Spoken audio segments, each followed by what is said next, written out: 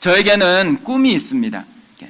하나님을 경험하는 꿈입니다. 저의 삶의 모든 현장에서 하나님을 진짜로 경험하는 것이 저의 꿈입니다. 제가 이런 꿈을 꾸게 했었던 많은 말씀들이 있습니다. 그중 하나만 소개하면 시편 18편 1절과 29절 말씀입니다.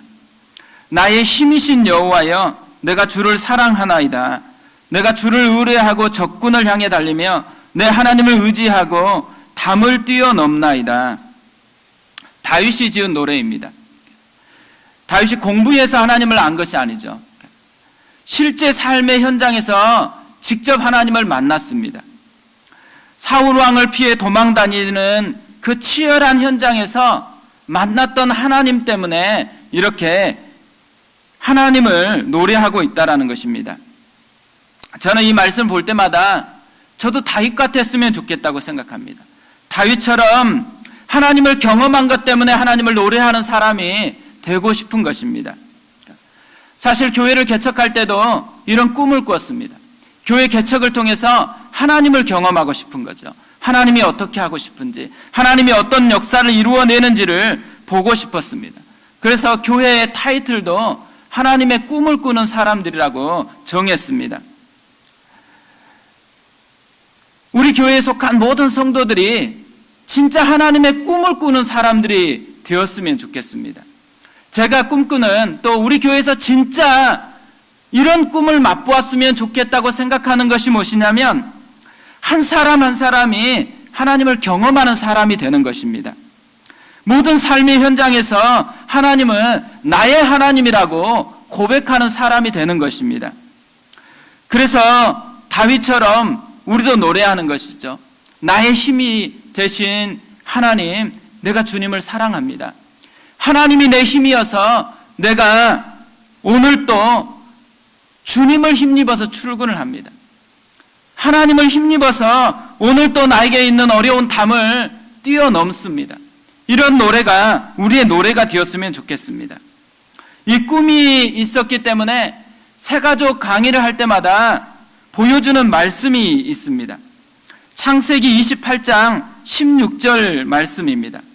야곱이 잠이 깨어 이르되 여호와께서 과연 여기 계시거늘 내가 알지 못하였도다.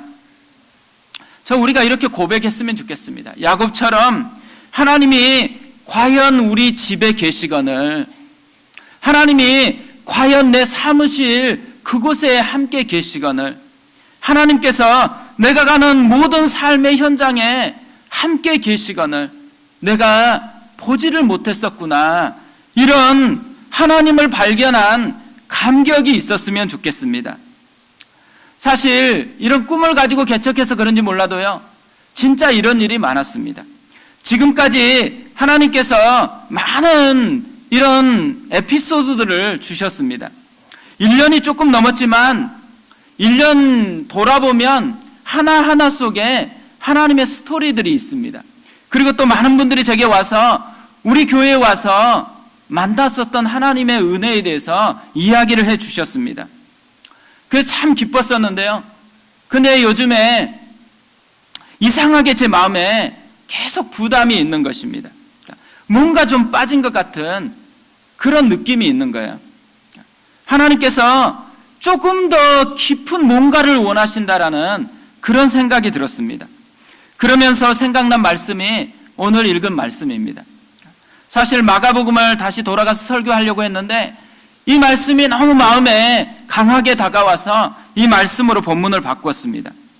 오늘 말씀은 엠마오 마을로 내려가는 두 제자에 대한 이야기입니다. 이 말씀을 보면 두 제자의 특징을 굉장히 상세하게 기록을 하고 있습니다. 이 두 제자의 특징을 살펴보다가 하나님께서 주고자 하는 메시지가 여기 있다는 것을 깨달았습니다. 두 제자의 특징이 뭘까요? 과거가 화려한 사람들입니다. 이들이 그렇다고 직업이 화려하거나 어떤 신분이 화려하다는 것이 아니에요. 신앙적인 면에서 과거가 화려한 사람들입니다. 오늘 말씀을 보면 이것을 적어도 두 가지 이상 보여주고 있습니다. 첫 번째로는 이들은 왕년에 예수님과 함께 꿈을 꾸었던 사람들입니다. 13절에 이들을 소개하면서 그들 중에 둘이라고 이야기를 합니다. 그들은 누굴까요? 모든 것을 버리고 인생을 예수님께 걸었던 제자들입니다. 예수님께 모든 것을 걸었던 사람, 예수님이 자기의 꿈이었던 사람, 자기의 미래였던 사람, 그 사람들이 제자였습니다. 학자들은 이들이 예수님이 파송했던 70명의 제자들 중에 하나였을 거라고 그렇게 추측을 합니다. 두 번째로 이들은요, 예수님을 생생하게 직접 경험했던 사람들입니다. 이들은 적어도 3가지 이상 예수님을 경험했다고 오늘 본문이 이야기를 합니다. 첫 번째로는 예수님의 가르침과 기적을 직접적으로 경험을 했습니다. 19절에 보면 이르시되 무슨 일이냐 이르되 나사렛 예수의 일이니 그는 하나님과 모든 백성 앞에서 말과 일에 능하신 선지자이거늘. 하나님과 모든 백성 앞에서 말과 일에 능하신 선지자라 그래요. 여기서 말하는 말과 일이 뭐겠어요? 예수님이 가르치시는 설교, 또 예수님이 행하시는 기적. 그러니까 이들은 예수님이 가르치시는 그 현장에 있었어요. 또 예수님이 기적을 행하시는 그 현장에서 직접 그것을 보았다라는 것입니다. 또 이들은 십자가를 현장에서 경험을 했습니다. 20절에 보면 우리 대제사장들과 관리들이 사형 판결에 넘겨주어 십자가에 못 박았느니라. 그뿐 아니야. 더 놀라운 것은 부활에 대한 소식을 직접 들었습니다. 그것도 2번이나 직접 들었다고 얘기합니다. 한 번은 여자들에게 들었습니다. 22절 23절입니다. 또한 우리 중에 어떤 여자들이 우리로 놀라게 하였으니 이는 그들이 새벽에 무덤에 갔다가 그의 시체는 보지 못하고 와서 그가 살아나셨다 하는 천사들의 나타남을 보았다 함이라. 그뿐 아니에요. 베드로하고 요한에게도 부활의 소식을 들었습니다. 24절인데요. 또 우리와 함께 한 자 중에 2 사람이 무덤에 가 과연 여자들이 말한 바와 같음을 보았으나 예수는 보지 못하였느니라 하거늘. 보면 예수님의 12 제자도 아니거든요. 12 제자도요, 12 제자에 대해서 이렇게까지 특별하게 경험을 막 기록한 데가 없어요. 그런데 12 제자도 아닌 이 2 사람을 향해서 굉장히 상세하게 기록을 하고 있습니다. 누가복음에 왜 이렇게 상세하게 기록해 놓았을까요? 이 기록을 보면 뭘 느껴요? 이 정도 경험했으면 뭔가 다른 삶을 살아야 된다라는 그런 느낌이 들어요. 이 정도 경험했으면 불 속에라도 들어가서 예수님을 증거하는 그런 담대함이 있을 것 같잖아요. 근데 안타깝게도요, 실제는 그렇지 않아요. 이렇게 놀라운 경험을 했는데도 불구하고 이 2 제자에게는 심각한 문제가 있었어요. 이들에게 있었던 심각한 문제, 첫 번째로는 영적인 눈이 가리워졌습니다. 16절에 보면 그들의 눈이 가리워져서 그인 줄 알아보지 못하거늘. 예수님이 가까이 왔어요. 함께 하고 있어요. 근데 눈이 가리워져 가지고 그분을 알아보지를 못해요. 2 번째로 이들은 기뻐해야 되는데 기뻐하는 게 아니고요, 슬픔에 사로잡혀 있어요. 17절에 보면 예수께서 이르시되 너희가 길 가면서 서로 주고받은 이야기가 무엇이냐 하시니 2 사람이 슬픈 빛을 띠고 머물러 서더라. 슬픈 빛을 띄었대요. 마지막으로 그래서 결국 어떻게 돼요? 예수님께 엄청 깨집니다. 25절인데요. 이르시되 미련하고 선지자들이 말한 모든 것을 마음에 더디 믿는 자들이요. 미련하대요. 더디 믿는다고 엄청 깹니다. 생각을 해보세요. 과거에는 하나님의 꿈을 꾸었고 인생을 주님께 바친다고 헌신도 했어요. 지금은 마음이 식어져 있어요. 과거에는 신앙적으로 뭔가 많은 경험을 했어요. 엄청난 체험을 했어요. 근데 지금은 전혀 믿음이 작동을 하지 않아요. 영적인 눈이 어두워졌어요. 기쁨이 아니고 슬픔이 마음을 사로잡고 있어요. 그래서 다시 예수님을 떠나서 세상의 길로 향하고 있어요. 이들을 보면 뭐가 느껴져요? 저는 벽이 느껴져요. 벽. 과거와 현재 사이에 가로막고 있는 벽이 느껴져요. 과거에 은혜가 있었잖아요. 그 은혜가 현재를 끌고 가야 되잖아요. 근데 과거에 이렇게 엄청난 은혜를 받았는데 현재는 그 은혜와 아무 상관이 없어요. 벽. 뭔가 과거의 은혜가 현재에 작동하지 못하게 가로막고 있는 벽이 있다라는 거죠. 이들의 벽이 무엇이었을까요?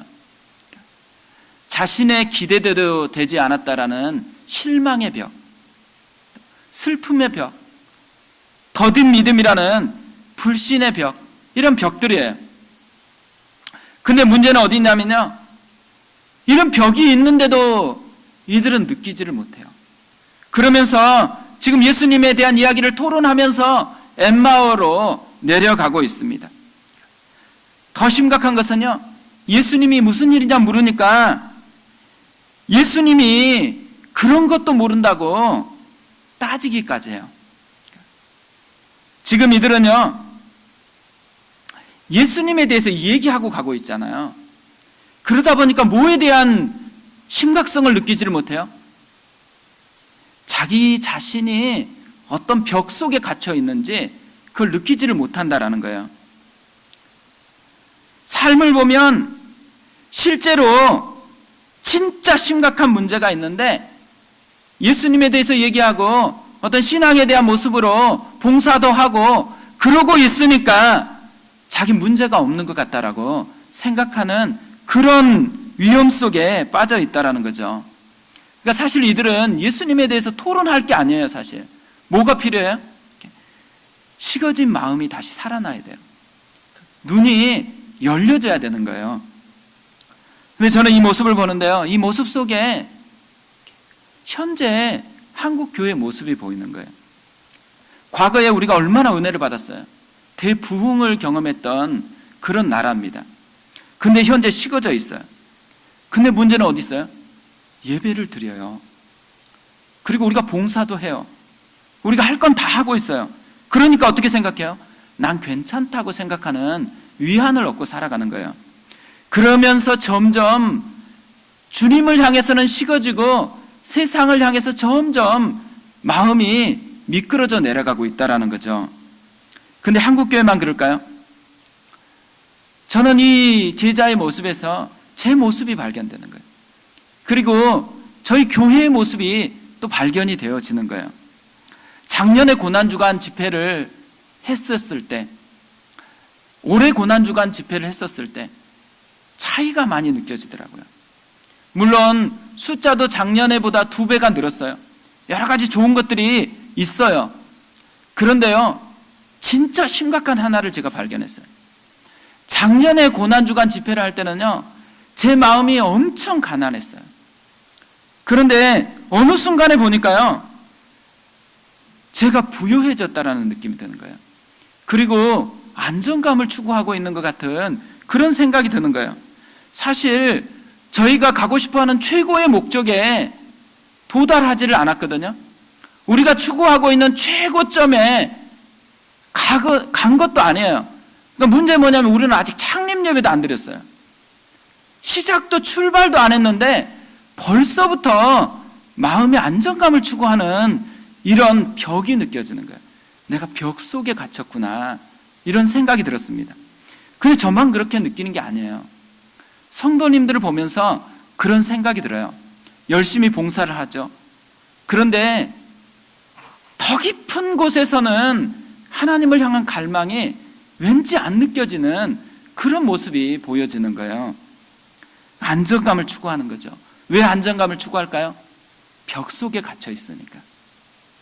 벽에 갇혀 있는데 자신은 벽에 갇혀 있다라고 느끼지를 못하니까 그런 안정감 속에 빠져 들어간다라는 거죠. 하나님은요, 이 벽을 깨부수고 싶은 거예요.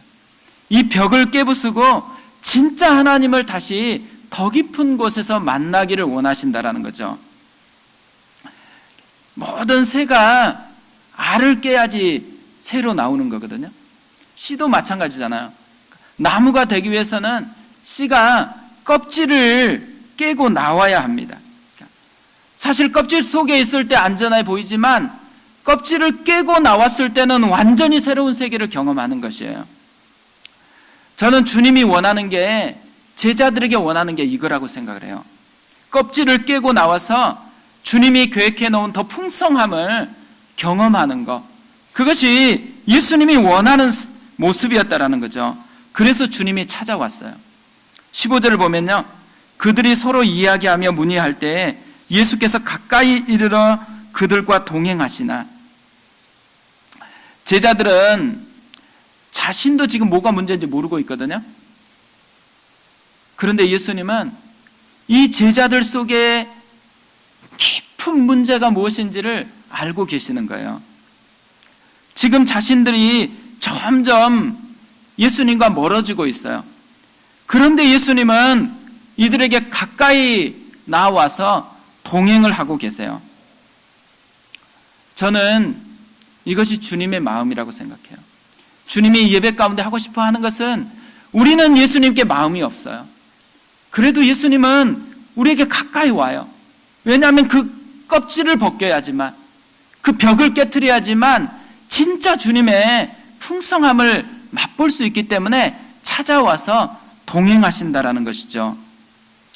그래서 우리가 이 주님이 가까이 와서 동행하면서 만지고자 하고 깨트리려고 하는 그것을 경험해야 된다라는 것입니다.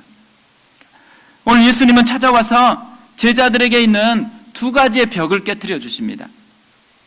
오늘은 그것을 좀 나누고 싶은데요, 첫 번째로 예수님이 터치하면서 깨트리는 벽이 있다면 마음입니다. 마음. 이들의 문제는 마음이었다라는 거죠. 제자들은 지금 가면서 입으로는 예수님을 이야기해요. 그런데 마음은 식어져 있어요. 제자들은 마음에 껍질이 두텁게 있는데 입으로는 떠들고 있지만 하나님의 깊은 역사를 마음속으로 와서 그것이 자기의 마음을 변화시키는 데까지는 가지를 못하고 있다는 거죠. 그래서 예수님께서 이 마음을 감싸고 있는 껍질, 그 벽을 허물어뜨려 주시는 것입니다. 32절인데요. 그들이 서로 말하되 길에서 우리에게 말씀하시고 우리에게 성경을 풀어주실 때에 우리 속에서 마음이 뜨겁지 아니하더냐 하고, 마음이 뜨겁지 아니하더냐, 그러니까 마음을 뜨겁게 해 주셨다라는 거죠. 사실 제가 분당우리교회에서 사역하면서요, 정말 마음 아프게 들었던 한마디 말이 있어요. 그건 뭐냐면, 신방을 갔을 때 남편분에 대해서 이렇게 얘기를 했어요. 근데 그 남편분이 불행한 것까지는 아닌데 안타깝게도 제가 섬기는 부서에서 열심히 봉사하시는 분이셨어요. 근데 이분이 진짜 주일에 1부부터 5부까지 봉사를 하시는 거예요. 그런데요, 문제는 뭐냐면 그걸로 딱 신앙생활이 끝이에요. 집에 들어오면 신앙의 옷을 완전히 벗어버리고 그냥 세상의 방식으로 돌아간다라는 거예요. 신앙이요, 종교화가 된 거예요. 그냥 부처를 섬기는 거나 다른 것과 별 차이가 없이 그렇게 바뀌어버렸다라는 거죠. 근데 신앙생활은 그런 게 아닙니다. 예수님이 십자가에 죽으신 것은 그냥 예배드리는 한 사람 그 한 시간을 공유하려고 십자가에 죽은 게 아니에요. 예수님이 죽음을 통해 해방시킨 것은 우리의 전부예요. 전부. 모든 삶에서 주님과 함께 하는 것을 원하셔서 십자가에서 주님이 대신 죽으신 거예요. 오늘 본문을 봐도요, 예수님이 제자들을 지금 어디에서 만나서 얘기를 하고 있어요? 성전이 아니에요. 길에서 만나요. 집에서 만나요. 삶의 현장에서 모든 곳에서 예수님은 마음을 원하신다라는 거죠. 그래서 마음이 뜨거워지게 만드십니다. 저는 주님이 지금 우리에게 그런 걸 요구한다고 생각해요. 주님께서 오늘 이 시간에는 우리가 괜찮은 듯 보이지만 실제 주님이 뭘 원해요? 여기서뿐만 아니라 집에서, 직장에서 진짜 예수님을 만나기를 원해요. 그래서 마음이 변화되어야 되니까 마음을 뜨겁게 그렇게 바꾸셨다라는 거죠. 그러면서 예수님은 이 마음을 뜨겁게 하기 위해서 사용하는 무기를 보여주십니다. 그것은 27절인데요. 이에 모세와 모든 선지자의 글로 시작하여 모든 성경에 쓴 바 자기에 관한 것을 자세히 설명하시니라. 그러니까 창세기에서 말라기까지 구약에 나와 있는 말씀을 가지고서 마음을 뜨겁게 했다라는 거예요. 말씀이 언제 마음을 뜨겁게 해줘요? 말씀 속에서 예수님을 발견할 때, 말씀 속에서 살아계시는 주님의 사랑을 발견할 때, 그때 마음이 뜨거워진다라는 거죠. 말씀이 마음을 뜨겁게 하는 하나님의 무기입니다. 그래서 히브리서 4장 15절에서는 이렇게 말씀을 해요. 하나님의 말씀은 살아있고 활력이 있어 좌우의 날선 어떤 검보다도 예리하여 혼과 영과 및 관절과 골수를 찔러 쪼개기까지 하며 또 마음의 생각과 뜻을 판단하나니. 말씀이 능력이라는 거잖아요. 이걸 보면 뭘 알 수 있어요? 말씀이 무뎌지면 마음도 무뎌지게 되어 있다는 거예요. 말씀에서 하나님을 못 느끼면 마음도 식어지게 되어 있다는 거죠. 말씀을 볼 때 말씀에서 하나님이 안 느껴지는데도 그냥 덮으면 안 됩니다. 그때 해야 되는 게 뭐겠어요? 애통함, 사모함, 간절함. 이 말씀을 통해서 하나님을 보여주려고 말씀을 주셨는데 하나님 이 말씀을 볼 때 하나님을 다시 만나게 해주십시오. 그 말씀이 내 가슴으로 들어와서 내 마음을 뜨겁게 해주십시오. 이 간절함이 우리 속에 있어야 된다는 거죠. 두 번째로 예수님이 터치하는 것이 있습니다. 눈을 터치하십니다. 31절인데요. 그들의 눈이 밝아져 그인 줄 알아보더니 예수는 그들에게 보이지 아니하시는지라. 제자들은 예수님이 가까이 왔는데 눈이 가리워져서 보지를 못했어요. 그런데 지금 이들의 눈이 밝아졌어요. 예수님을 알게 되었어요. 예수님이 원하는 게 뭐겠어요? 자기를 아는 것, 함께하는 자기를 아는 것, 도와주는 자기를 아는 것, 사랑하는 자기를 아는 것이죠. 알기 위해 필요한 게 뭐라고요? 눈이 열려지는 것. 사실 신앙은요, 눈이 열리는 사건이에요. 예수를 믿는다라는 것은 새로운 눈이 열려져서 주님을 새롭게 본 그 사람이 되었다라는 것입니다. 바울이 이 엠마오 두 제자와 똑같은 것을 경험을 해요. 바울이 다메섹으로 갈 때 예수님이 빛으로 나타나니까 눈이 어두워져요. 그러다가 눈이 밝아져서 다시 보게 되죠. 그런데 그때 바울의 눈에서 비늘 같은 것이 벗어졌다 이렇게 얘기해요. 무슨 말이겠어요? 보지 못하게 하는 비늘 같은 벽이 있다라는 거예요. 우리 눈에 계속 보고 있는데도 불구하고 인식하지 못하게 하는 그런 비늘 같은 게 있다라는 거죠. 예수님께서 그것을 벗겨주셨다라는 거예요. 예수님이 우리의 삶 속에 동행하잖아요. 근데 못 느껴요. 주님이 그렇게 사랑해가지고 그렇게 가까이 와서 우리를 그렇게까지 격려하고 있는데도 불구하고 혼자 사는 것 같아요. 언제 나를 도와주냐고 그렇게 아우성을 해요. 왜 그래요? 주님이 돕지 않아서가 아니고 눈에 비늘이 벗겨지지 않아서.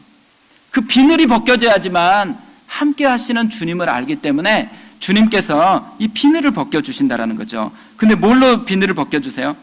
30절인데요. 그들과 함께 음식 잡수실 때에 떡을 가지사 축사하시고 떼어 그들에게 주시니. 떡을 가지고 축사하시면서 떼어주는 이 사건을 통해서 눈을 열어주셨다 그래요. 근데 이 사건이 뭘 의미할까요? 이 사건은요, 흔적이에요, 흔적. 무슨 흔적이냐면 제자들이 경험했던 특별한 흔적이에요. 오병이요.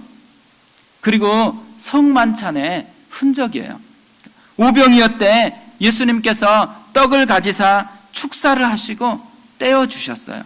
근데 그것을 지금 예수님이 똑같이 하고 있어요.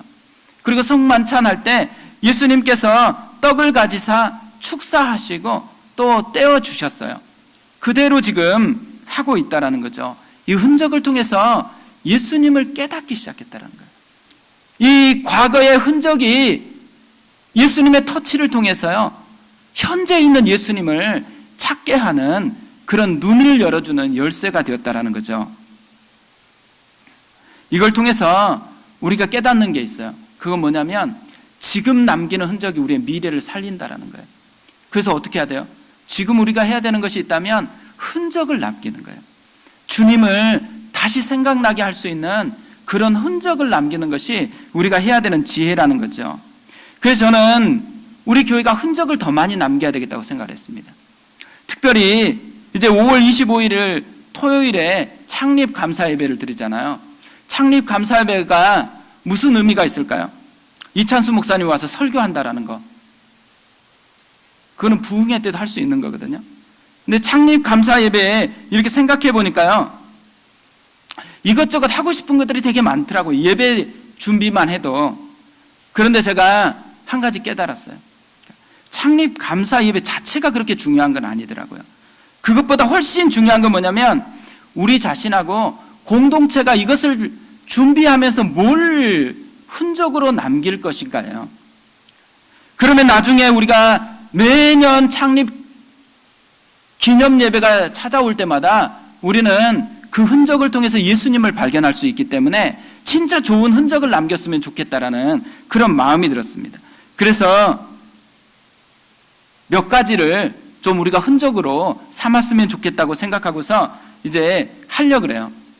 주보를 보시면은 이 두 가지 간지가 담겨 있는데요. 하나는 뭐냐면 교회를 세우는 기도라는 게 있어요. 우리가 주보에 계속 실려 있는 교회를 향한 7가지 기도입니다. 이 기도를 우리가 특별히 창립 감사 예배 드릴 때까지 매일 이 기도를 했으면 좋겠습니다. 그래서 밑에 보면 벽돌을 하나하나 했거든요. 기도가 벽돌이 돼서 교회를 세워간다라는 마음을 담고서 매일 기도하고서 5월 1일부터 하나씩 체크를 하는 거예요. 그래서 이 흔적을 버리지 않고 자기 개인의 흔적으로 삼으셨으면 좋겠어요. 그리고 또 하나는 보면 영혼을 향한 기도가 있어요. 저희는 창립 감사 예배 다음 날이 새생명 축제입니다. 매년 창립 감사 주일이 돌아오면 저희는 새생명 축제를 할 예정입니다. 왜냐하면 교회가 세워진다는 것은 영혼을 품는 사건이고 영혼을 변화시키겠다는 하나님의 꿈이 펼쳐지는 사건이잖아요. 그래서 창립 감사 예배는 한 영혼을 다시 하나님의 교회로 세우는 그런 사건이 됐으면 좋겠어요. 그래서 한 영혼, 내 마음속에 한 영혼을 흔적으로 새기셨으면 좋겠습니다. 뭐 안 데리고 와도 괜찮아요. 그러나 더 중요한 것은 내 마음에 한 영혼을 흔적으로 새기는 것입니다. 이런 은혜가 있었으면 좋겠어요. 그리고 우리가 품고 있는 꿈이 뭔지도 그리는 시간도 가지려고 하고요. 또 오행시, 어떤 작품이 나올지 모르지만 오행시도 해서 이제 발표하고 또 좋은 것은 선물하는 그런 시간도 가질 예정이거든요. 그러면서 더 중요한 거 한 가지, 이제 마지막 한 가지는 이겁니다. 이 편지 봉투를 다 드렸어요. 이 속에 보면 편지지가 하나 있어요. 은혜 나눔이라는 편지를 쓰는 거예요. 이 편지는 사실 간증문학은 조금 달라요. 뭐냐면 저는 교회로 와달라고 부탁한 사람이 없습니다. 오히려 교회에 오겠다고 했을 때 왜 오려고 하냐고, 저하고 관계 때문에 오지 마시라고 그렇게 얘기했거든요. 그런데 한 분 한 분이 다 하나님의 특별한 인도하심으로 오셨어요.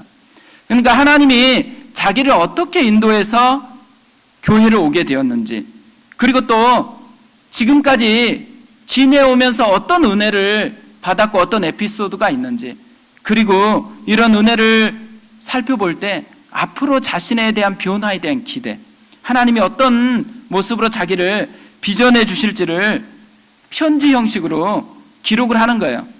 그래가지고 이것을 이번 주 다락방 모임에서 나누어야 됩니다. 그래서 이 다락방에 오실 때 이번 주에 다 써가지고 다락방에 오셔야 돼요. 그리고 더 놀라운 거, 이것을 주일날 다 제출하셔야 돼요. 이것을 다 모아가지고 타임캡슐에 넣어놓을 생각이에요. 그리고 2, 3년 지나서 다시 꺼내서 돌려주거나 한번 볼 생각이에요. 얼마나 감격하겠어요. 저는 제자훈련 숙제를 내줄 때 자신에게 일어났던, 자신이 경험한 하나님에 대한 편지를 쓰게 하거든요. 그리고 1년이 지난 어느 시점에서 편지를 보내요. 어떤 분은 까마득히 까먹어요. 그리고 편지가 와 있으니까 보고 있다가 자기가 이게 쭉 읽으면서 많이 써본 글인데 이상하다 하면서 쭉 읽어요. 누가 썼어요? 자기가 썼어요. 자기가 썼던 그 편지를 자기가 읽으면서 자기가 1년 전에 받았던 은혜를 생각하면서 다시 현재의 하나님 앞에서 또 다른 마음을 갖는다라는 거죠. 이런 흔적이 있었으면 좋겠어요. 이제 결론을 맺으려고 합니다. 사실 오늘 설교 제목은요, 요즘에 제가 간절하게 기도하는 기도 제목이에요.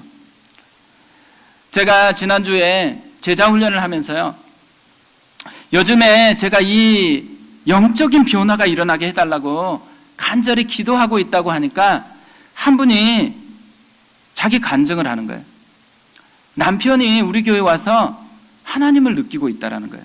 이전에는 하나님에 대해서 느끼지 않고 그냥 교회 생활만 했는데, 근데 하나님을 느끼고 있대요. 그리고 또 아이가 어린데 우리 성금요일에 성찬식을 했잖아요. 성찬식을 할 때 이 떡은 왜 먹는지 물어보더래요. 또 잔은 왜 마시는지 물어보더래요. 그리고 놀랍게 다음 날부터 얘가 변했대요. 언니에게 누나에게 짜증을 안 낸대요. 하나님이 자기 가정에 영적인 변화를 일으키고 있다고 그렇게 얘기를 했어요.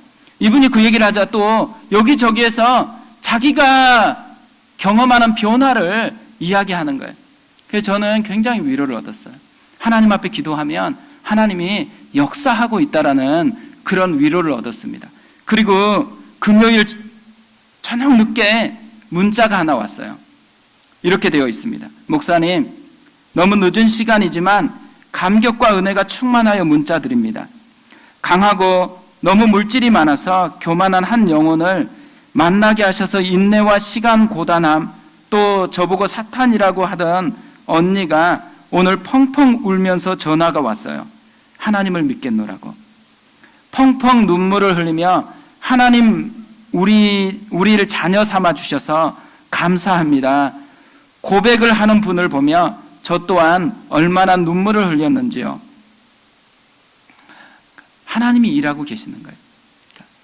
하나님께서 하나님 앞에 간절한 열망을 가지고 더 깊은 변화를 추구하고 기도하고 있으면 하나님의 손이 일하고 있다라는 거죠. 저는 이 은혜가요, 우리의 사건이 됐으면 좋겠어요.